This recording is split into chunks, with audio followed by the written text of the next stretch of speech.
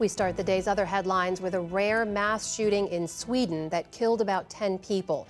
A gunman opened fire today at an education center for adults in the city of Örebro, which is about 125 miles west of Stockholm. It prompted a massive emergency response. Police say damage at the crime scene is so extensive that they couldn't give an exact death toll. Sweden's prime minister called it a painful day for the whole country. It is difficult to take in the magnitude of what has happened today. We've seen a brutal, deadly violence against completely innocent people. This is the worst mass shooting in Swedish history. Authorities say the shooter is among the dead and they believe he acted alone. Officials say they don't see any connection to terrorism at this point, but have not yet determined a motive. Here in the U.S., authorities say they have recovered the remains of all 67 victims from last week's aircraft collision near Reagan National Airport. All but one of the victims have been identified.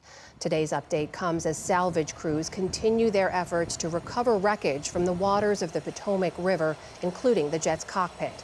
In the meantime, federal investigators say air traffic control data confirms the Army Black Hawk helicopter was flying at approximately 300 feet at the time of the collision. Aviation rules require helicopters in the area to stay at or below 200 feet.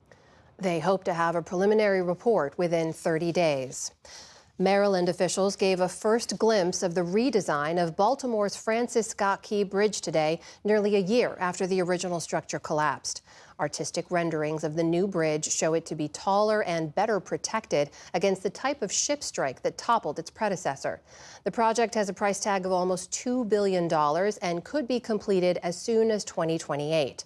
The original Key Bridge collapsed last March when a massive container ship slammed into one of its supports. 6 construction workers were killed. In Ukraine, the UN's nuclear chief is warning that attacks on Ukraine's power grid could lead to a nuclear accident. Rafael Grossi, who heads the International Atomic Energy Agency, met with Ukrainian President Volodymyr Zelensky in Kyiv today. He also toured a heavily damaged power substation nearby. While there, Grossi warned that Russian attacks on Ukraine's power supplies could threaten nuclear safety by potentially disrupting the cooling procedures needed at atomic facilities.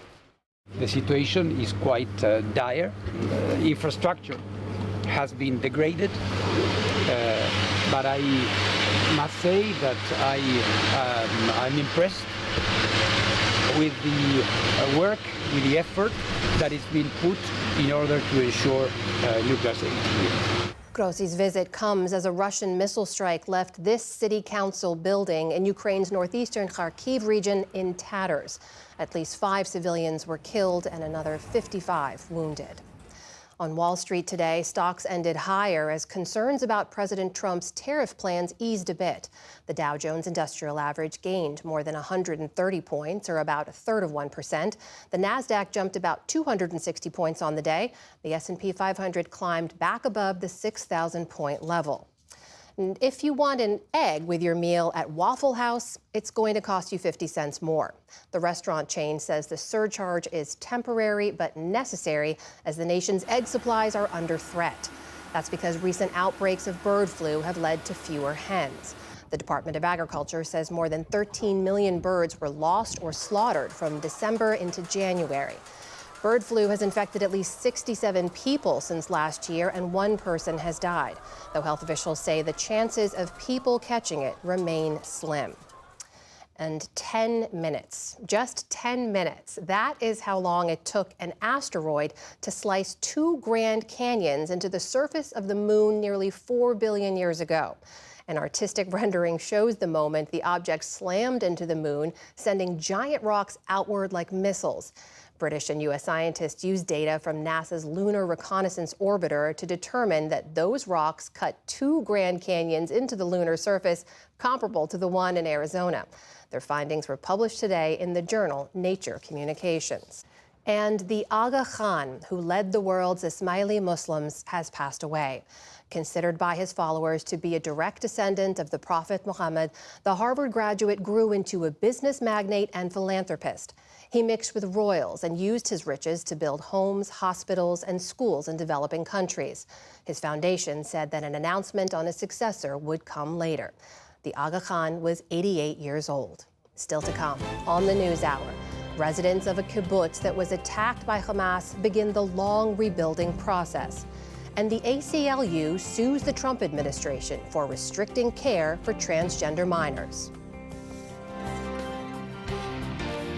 This is the PBS NewsHour from the David M. Rubenstein studio at WETA in Washington and in the West from the Walter Cronkite School of Journalism at Arizona State University.